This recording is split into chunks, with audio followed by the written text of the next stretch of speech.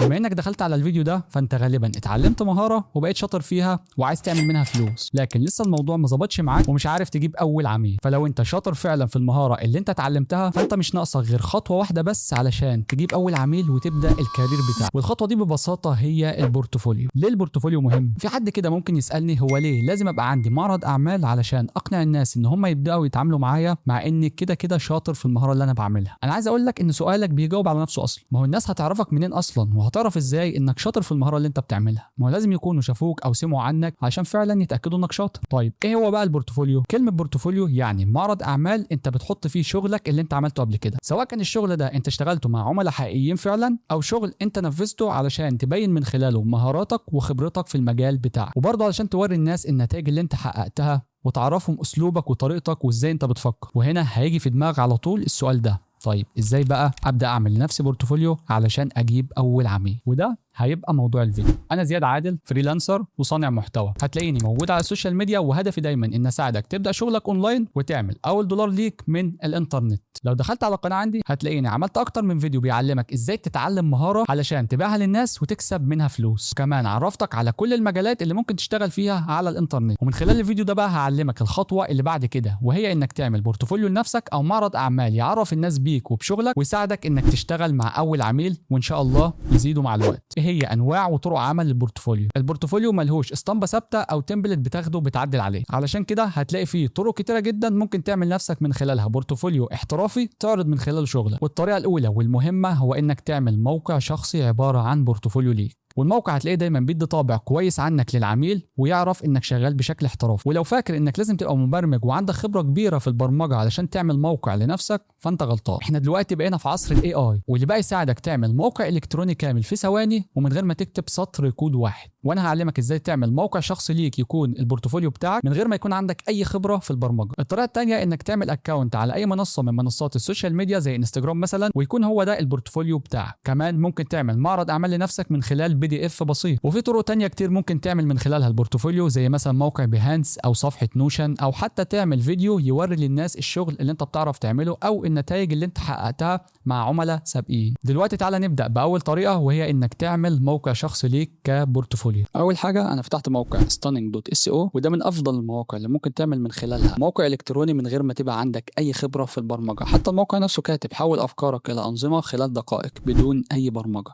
يعني انت ممكن تعمل حرفيا اي حاجه من خلال الموقع ده من غير ما يكون عندك اي خبره في البرمجه. وده من المواقع اللي عجبتني جدا، وخصوصا لما صاحب شركه ستاننج طلع في برنامج شارك تانك وهم ساعتها تقريبا ادوا له تمويل ب5 مليون جنيه او حاجه. فهي فكره الموقع فعلا ممتازه وفي نفس الوقت هتساعدك لو انت ما عندكش اي خبره في البرمجه. فانا كتبت له ان انا عايزك تعمل لي موقع شخصي عباره عن بورتفوليو ليا كفيديو اديتور وانا اسمي زياد عادل، وعايز الموقع يبقى عباره عن اقسام، في سابقه اعمال ليا وفي اراء العملاء وفي باقات لو حد عايز يطلب مني خدمه المونتاج. وقلت شويه معلومات ان انا متخصص في مجال مونتاج صناعه المحتوى، ان انا بساعد صناع المحتوى يعني في نفس الوقت بعمل مونتاج لليوتيوب والشورت فورم كونتنت. جهز الموقع بشكل كامل واختار خطوط والوان مناسبه للبورتفوليو. كل اللي انا عملته ضغطت على كلمه ابدا البناء بس كده. بعد كده هو هيبدا يحمل علشان يبدا يشتغل على الطلب اللي انا قلته له.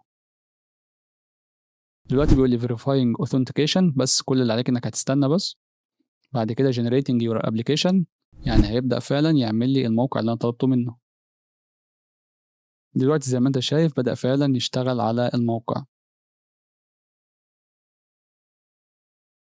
هيبدأ بقى يحمل قدامك زي ما انت شايف كده ويشتغل قدامك في واجهة الباك اند بتاعت الموقع، لانه كاتب لي اهو جاري بناء مشروعك. فانت كل اللي عليك، انت مش عايز اي خبرة في البرمجة، مش هتكتب اي سطر كود اصلا، كل اللي عليك انك هتستنى بس مش اكتر من كده. زي ما انت شايف الموقع بدأ يظهر قدامك، هو لسه طبعا شغال على الموقع بس معالم الموقع بدأت تبان قدامك. وزي ما انت شايف هو عامل موقع بشكل احترافي جدا، يعني ممكن حرفيا ما يحتاجش مني ان انا اعدل عليه في اي حاجه. انا شايفه مختار خط كويس جدا لبورتفوليو، ان هو يعني بورتفوليو واحد شغال فيديو اديتور ودلوقتي قابله مشكله وهيبدأ هو يحلها مع نفسه، انت مش هتعمل اي حاجه. بس المشكله اتحلت والموقع برضه هو شغال لسه عمال يعدل فيه. فانا هسيبه لحد ما يخلص خالص وارجع لك. وهنا قال لي تم الانشاء، وهنا انا اقدر فعلا اتصفح الموقع اللي هو عمله لي. هنزل لتحت كده زي ما انت شايف، موقع ممتاز جدا، الوان مناسبه، خطوط مناسبه. اول قسم هو قسم اعمالي، بينزلك طبعا على الاعمال بتاعتك، وهنا انت تقدر ترفع المشاريع اللي انت عملتها. بعد كده ماذا قال عملائي، بعد كده باقة الاسعار لو الناس هتشتغل معاك، وفي الاخر عامل لينك للتواصل. فلو ضغطت على قاعده البيانات بيديك لينك كده في قاعده البيانات بتاعه الموقع. نفس الكلام لو ضغطت على الاعدادات بيبدا بقى يوريني الاعدادات اللي انا ممكن اعدل منها على الموقع بتاعي. دلوقتي انا هفتح معاينه للموقع، هتبدا تحمل معايا بالشكل اللي انت شايفه ده. هستناها لحد ما تحمل. كبر الصفحه كده. الموقع زي ما انت شايف مش محتاج منك اي تعديل، حرفيا مش محتاج منك اي تعديل. انت بس كل اللي عليك انك هتضيف معلومات التواصل بتاعتك وترفع شغلك عليه، مش اكتر من كده. هتعدل بس تعديلات خفيفة على الموقع، تحط اللوجو بتاعك، تنزل شغلك على الموقع، تعدل في الباقات اللي هو حاططها اللي هي كلمة اطلب الخدمة اللي موجودة فوق، مش اكتر من كده. كمان ممكن لو انت عايز تعدل اي حاجة فانت هتكمل تعديلات مع ستاننج من غير اي مشكلة. هتكتب له كل اللي انت عايزه، ان انت مثلا عايز تضيف قسم خاص بآراء العملاء بس، هتبقى عبارة عن فيديوهات مش مجرد مثلا رسائل او حاجة. او لو انت عايز تضيف اي حاجة في الموقع او تشيل حاجة او تغير الوان او تغير خطوط، تديله انت اسم خط اللي هو يشتغل بيه. اي حاجة انت عايز تعدلها هتكتبها له هنا في الشات، وبعد كده هتستنى نفس الكلام، هيبدأ يعمل التعديلات مع نفسه، وبعد كده هتلاقي الموقع بقى جاهز عندك. كل ده حرفيا من غير ما تعمل اي حاجه، انت بس بتكتب اللي انت عايزه وتسيب الموقع يشتغل مع نفسه. الطريقه الثانيه علشان تعمل بورتفوليو لنفسك هو انك تعمل حساب على اي منصه من منصات السوشيال ميديا وتنزل عليها شغل. وعلشان تفهم قصدي هوريك مثال عملي وحقيقي. واكبر مثال انك ممكن تعمل بورتفوليو من خلال انستجرام او اي منصه سوشيال ميديا هو محمد اسماعيل. محمد اسماعيل هو من افضل الفيديو اديتورز الموجودين في مصر، مش بس في مصر، الراجل دلوقتي موجود في دبي وعنده شغل هناك. محمد اسماعيل هو من الناس اللي ما فيش اي حد جه يتعلم اساسيات مونتاج الا واستفاد منه فعلا، وحتى لو عدى مرحله الاساسيات فهو برضه هيفيدك لانه راجل بيعمل شغل احترافي جدا. فلو بصينا على الحساب بتاعه محمد اسماعيل هتلاقي مش ناقصه اي حاجه كبورتفوليو. هو طبعا معرف نفسه محمد اسماعيل فيديو اديتور وانيميتور، وكاتب كل المعلومات بتاعته، وسايب الموقع الشخصي بتاعه. ولما تنزل كده على الحاجات اللي هو بينشرها او الشغل اللي هو بينشره، هو راجل بيعرض الشغل بتاعه. يعني مثلا من الفيديوهات اللي هو مثبتها عنده على الاكونت اللي هو فيديو بيفور اند افتر، هما 2 فيديوهات اهم، بيفور اند افتر. فالراجل بيوري شغله للناس. اول فيديو جايب 50,000 مشاهده، الفيديو اللي بعده جايب 100,000 مشاهده. فهو ده الغرض من البورتفوليو، ان انت بتوري الشغل بتاعك للناس وانت مين وبتعمل ايه، وفي نفس الوقت بيبقى في طريقه للتواصل معك. يعني هو تقدر تتواصل معاه من خلال انستجرام، وفي نفس الوقت هو سايب الموقع بتاعه وسايب طرق التواصل بتاعته اللي هو الفيسبوك بيج بتاعته والكورس كمان اللي هو بيبيعه. نفس الكلام الهايلايتس اللي عنده هتلاقيها دايما بتعرفك هو مين وهو بيعمل ايه بالظبط. فهي دي وظيفة البورتفوليو، ومش عايزين اكتر من كده. حاجة بتعرض الشغل بتاعك، بتعرف الناس انت مين وبتعمل ايه، وفيها طريقة التواصل معاك. فانت كمان ممكن تعمل اكونت على الانستجرام وتحط صورة بروفايل احترافية، تكتب اليوزر نيم بشكل احترافي، نفس الكلام البايو تكتبه بشكل منظم، وتحط هايلايتس في الحساب بتاعك تخدم الهدف اللي انت عايزه من الاكونت. نفس الكلام هتبدا تنزل الشغل بتاعك ايا كان ايه المجال، سواء بقى فيديو اديتور او لو انت ديزاينر او اي مجال انت شغال فيه. هتنزل شغلك، الناس هتبتدي تشوف الشغل بتاعك وهتبدا تتواصل معاك.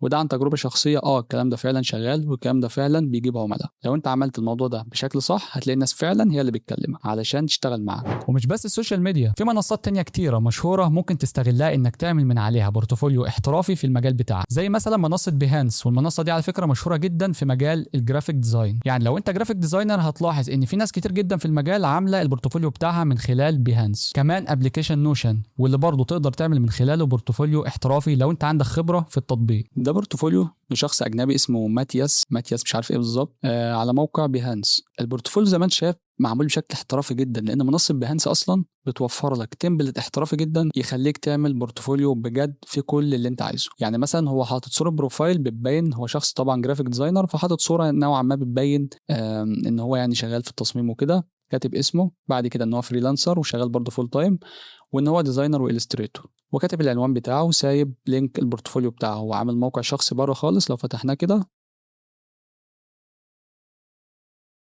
برضه سايب الشغل بتاعه في موقع خارجي بره بيهانس خالص، بس احنا هنخلينا في بيهانس. نفس الكلام بيقول ان هو فيريفايد على لينكد ان، بيقول انك ممكن تعينه كفريلانسر عندك او يشتغل معاك بشكل فول تايم، وفي نفس الوقت سايب لينكات التواصل معاه، لينكات السوشيال ميديا بتاعته كلها.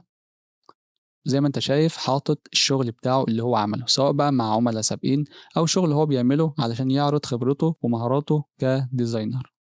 فنفس الكلام انت ممكن تستغل منصه بيهانس انك تعمل من خلالها بورتفوليو محترم يبين للعميل انك فعلا شغال بشكل احترافي. لكن طبعا البورتفوليو مش هيبقى احسن حاجه الا لما تكون حاطط فيه فعلا شغل يستاهل، شغل الناس لما تشوفه تقول الراجل ده فعلا شاطر في المهاره اللي هو بيعملها او شاطر في الحاجه اللي هو بيعملها، وتبدا تتواصل معاك، سواء بقى ان هي تبعت لك مسج من خلال بيهانس نفسه او انها تبعت لك على اي لينك انت سايبه. مثلا لو انت سايب لينك الواتساب بتاعك، لو انت سايب لينك اي بروفايل ليك على الفيسبوك او انستجرام او لينكد ان، او تتواصل معاك من خلال بقى موقع بيهانس نفسه. فده كان مثال عملي على بورتفوليو موجود فعلا لشخص شغال ديزاينر على موقع بيهانس، واللي انت ممكن تعمل زيه لكن في المجال بتاعك.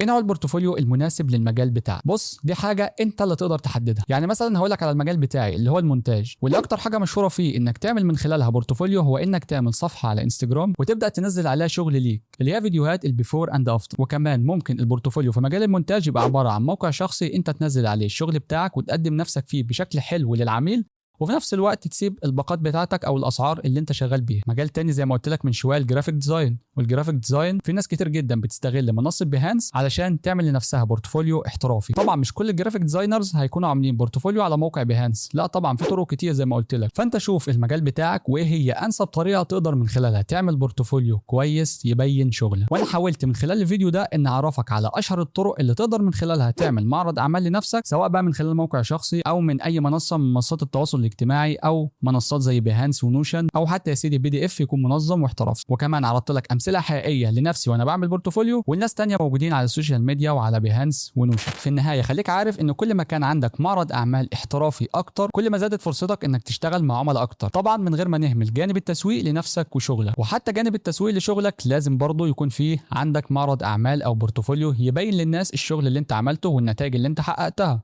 علشان كده البورتفوليو هو خطوه اساسيه لازم تكون عندك علشان تجيب اول عميل، وحتى لو جبت اول عميل تجيب الثاني والثالث والرابع وتزود قاعده العملاء بتاعتك على قد ما تقدر. اخر حاجه بقى، في خطوه مهمه جدا لو عملتها هتفرق معاك قوي لو انت مهتم بالشغل اونلاين وازاي تحول الانترنت لمصدر دخل حقيقي ليك. هو انت لسه بتفكر؟ اكيد انك تبقى متابعنا على يوتيوب، علشان كده بفكرك انك تعمل اشتراك في القناه وتفعل زر الجرس علشان تشوف الفيديوهات اللي جايه واللي بوعدك من خلالها هيبقى فيها قيمه حقيقيه وهتعرف من خلالها حاجات جديده في الشغل اونلاين. وكمان خش على حساب الانستجرام بتاعي خد لك لفه فيه، صدقني هتستفيد. ما تنساش لو محتاج اي حاجه ابعت لي بس رساله على الانستجرام وانا معاك يا عم في اي وقت. انت بس امر يا صديقي. سلام.